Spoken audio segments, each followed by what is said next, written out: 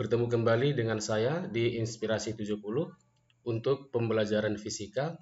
Kali ini materi pembelajaran kita adalah dari fisika kelas 10 untuk semester 2. Adapun materi pokok yang akan kita pelajari adalah mengenai sumber energi.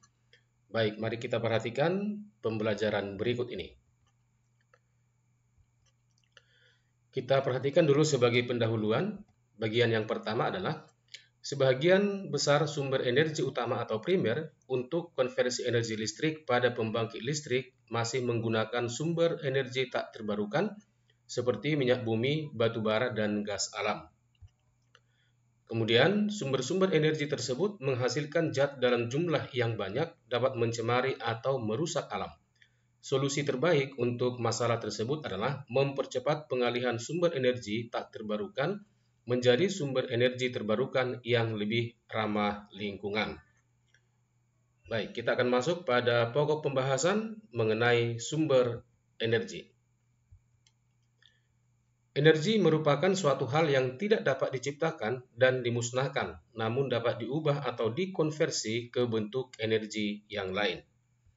Selanjutnya, sumber energi merupakan segala sesuatu yang menghasilkan energi. Dengan adanya sumber energi, semua aktivitas dalam kehidupan sehari-hari dapat dilakukan. Kemudian mengenai klasifikasi energi berdasarkan asalnya. Ini ada dua bagian, kita perhatikan bagian yang pertama, yaitu energi primer, yaitu energi yang berasal dari sumber energi di alam yang dapat digunakan langsung tanpa mengalami perubahan energi. Contohnya batu bara, nuklir, minyak bumi, angin, air, dan matahari. Sedangkan bagian yang kedua disebut dengan energi sekunder, yaitu energi primer yang sudah mengalami proses tertentu. Contohnya, listrik yang dihasilkan dari pembangkit listrik, misalnya pembangkit listrik tenaga air, pembangkit listrik tenaga uap, pembangkit listrik tenaga angin, dan lain-lain. Kemudian, jenis energi berdasarkan ketersediaannya. Juga ini terbagi dalam dua jenis. Yang pertama adalah energi tak terbarukan, yaitu energi yang berasal dari sumber yang jumlahnya terbatas di bumi dan tidak dapat diisi atau dibuat kembali oleh alam dalam waktu yang singkat. Contohnya adalah minyak bumi, batu bara, dan gas alam. Baik, mari kita perhatikan keterangan dari sumber energi tak terbarukan berikut ini. Kemudian ciri-ciri energi tak terbarukan.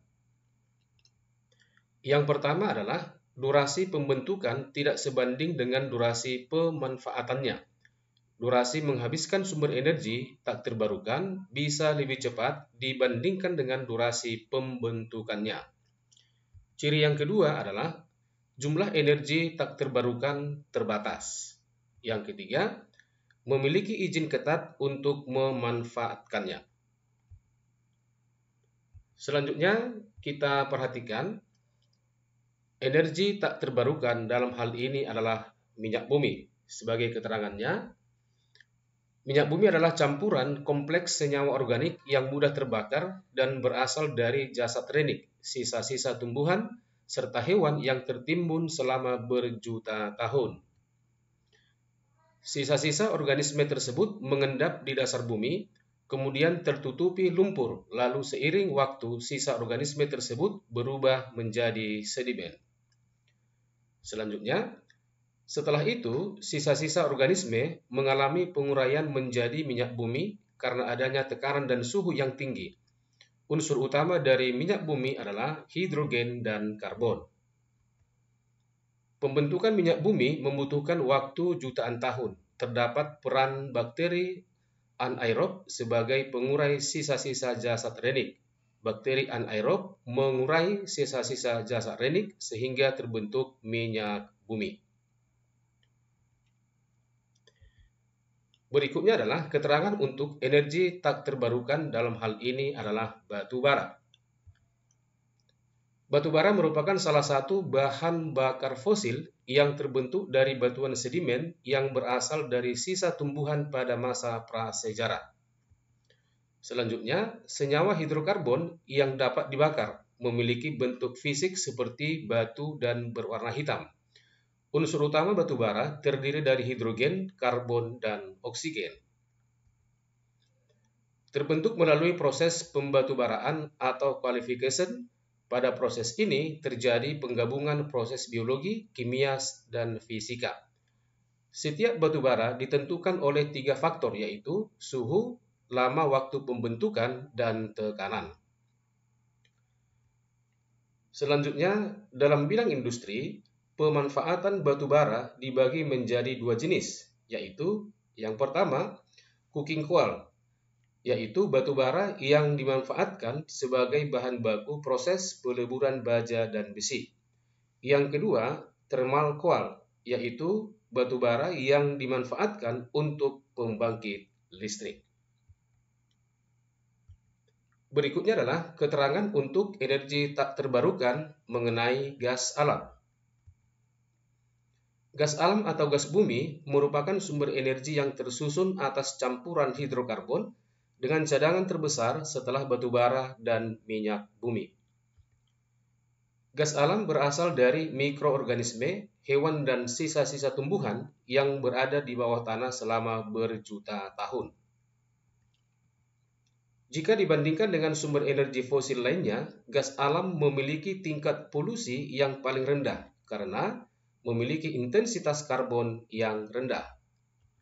Selanjutnya, adapun komponen penyusun gas alam yaitu metana CH4 sebagai komponen terbesar gas alam, kemudian etana C2H6, propana C3H8, butana C4H10, dan komponen lainnya seperti H2O, CO2, dan H2S.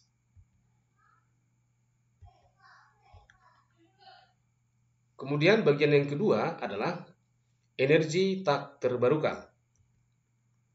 Energi tak terbarukan adalah energi yang berasal dari sumber daya alam yang dapat dipergunakan secara terus-menerus.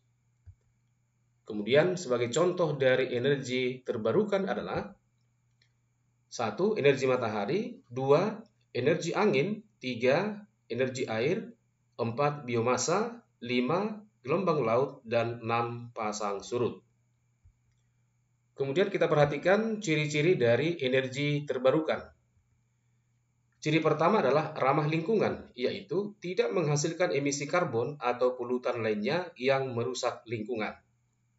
Ciri yang kedua, jumlahnya tak terbatas. Ciri ketiga, memiliki operasional rendah, di mana biaya operasional energi terbarukan cenderung lebih rendah daripada sumber energi tak terbarukan. Ciri keempat, ketersediaan luas. Energi terbarukan tersedia secara luas di berbagai wilayah geografis.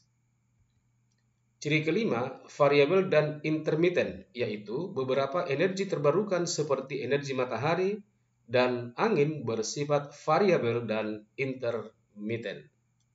Ciri yang keenam adalah desentralisasi, yaitu energi terbarukan memungkinkan produksi energi yang lebih desentralisasi.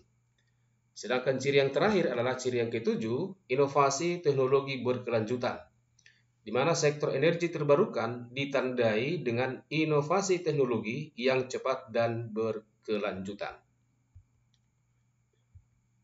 Selanjutnya kita perhatikan keterangan untuk energi terbarukan dalam hal ini adalah matahari. Matahari merupakan sumber energi terbesar dalam kehidupan manusia yang bersumber dari radiasi sinar dan panas yang dipancarkan. Kemudian, energi matahari berasal dari proses reaksi fusi nuklir sehingga dapat menghasilkan panas sampai dengan suhu 15 juta derajat Celcius pada inti matahari. Pemanfaatan energi matahari dapat melalui 2 cara, yaitu sel surya dan termal surya. Sel surya atau fotovoltaik merupakan suatu perangkat berbahan semikonduktor yang terdiri dari 2 tipe P dan N. Perangkat tersebut dapat mengubah secara langsung energi matahari menjadi energi listrik. Sementara itu, termal surya dimanfaatkan sebagai pemanas air. Selanjutnya, energi matahari tidak menghasilkan emisi yang berbahaya bagi kehidupan manusia maupun lingkungan. Kemudian keterangan energi terbarukan untuk angin. Indonesia sebagai negara kepulauan yang memiliki garis pantai panjang sehingga berpotensi besar untuk menghasilkan energi listrik yang bersumber dari angin.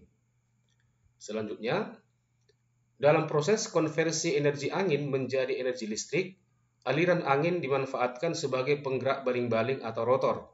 Rotor yang bergerak menyebabkan generator juga bergerak sehingga menghasilkan energi listrik. Besar energi listrik yang dihasilkan oleh generator dipengaruhi oleh beberapa faktor antara lain kecepatan angin, diameter rotor, dan jenis generator yang digunakan. Untuk daerah pesisir, angin tidak hanya dimanfaatkan sebagai penghasil energi listrik, tetapi juga sebagai penggerak pompa air. Selanjutnya, keterangan untuk energi terbarukan dalam hal ini adalah air. Mari kita perhatikan keterangan untuk energi air. Air merupakan salah satu sumber energi daya alam yang jumlahnya tidak terbatas karena air mengalami siklus hidrologi. Siklus hidrologi adalah proses yang berlangsung secara terus-menerus di mana air yang berada di bumi akan kembali lagi ke bumi. Pemanfaatan energi paling banyak digunakan dalam pembangkit listrik tenaga air yang disingkat dengan PLTA. Adapun komponen utama dari PLTA diantaranya dam, turbin, dan generator. Dam berfungsi sebagai penampung air dalam jumlah yang cukup besar. Turbin merupakan komponen yang berfungsi mengubah energi potensial dari air menjadi energi mekanik yang menggerakkan turbin. Generator berfungsi dalam konversi energi mekanik yang dihasilkan turbin menjadi energi listrik, di mana prinsip kerja yang terjadi di generator memenuhi hukum Faraday. Kemudian, besar energi listrik yang dihasilkan PLTA dipengaruhi oleh kapasitas aliran air dan ketinggian air. Kemudian, kita perhatikan berdasarkan daya listrik yang dihasilkan, PLTA dibedakan menjadi 4 jenis. Jenis yang pertama disebut dengan picohidro, menghasilkan daya listrik sebesar 5 kW. Yang kedua, mikrohidro, menghasilkan daya listrik di atas 100 kW dan lebih kecil dari 1 MW. Yang ketiga, mini hidro, menghasilkan daya listrik di atas 100 kW. Dan jenis yang terakhir keempat, large hidro, merupakan bendungan atau dam yang menghasilkan daya listrik kurang dari 100 MW. Kemudian keterangan energi terbarukan untuk panas bumi. Mari kita perhatikan. Geothermal atau panas bumi merupakan sumber energi yang terdiri dari air dan secara terus-menerus mengalami siklus hidrologi serta termal yang secara kontinu dihasilkan dari bagian dalam bumi. Sistem panas bumi di Indonesia terjadi karena adanya 3 lempengan yang saling berinteraksi, yaitu lempeng Pasifik, lempeng Indo-Australia, dan lempeng Eurasia. Sekitar 40% cadangan energi panas bumi di dunia terletak di bawah tanah Indonesia. Indonesia berada di lingkaran api atau Ring of Fire, yaitu daerah yang sering terjadi letusan gunung berapi. Indonesia berpotensi besar untuk mengembangkan energi terbarukan yang bersumber dari panas bumi.